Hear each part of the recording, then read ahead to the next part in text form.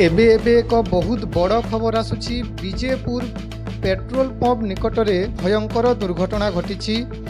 दुर्घटनाग्रस्त पिकअप्र गाड़ी नंबर है OD17Y0620।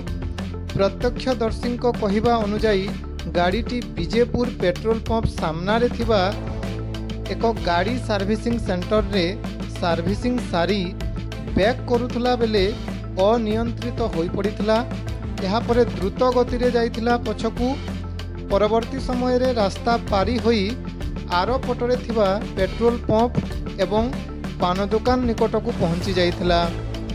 सौभाग्यवशत घटना समय रे रास्ता रे कोनोसी जानवाहन यातायात करुनथिले, तेणु अल्पके एक महा दुर्घटनारू रक्षा मिली जाइछि।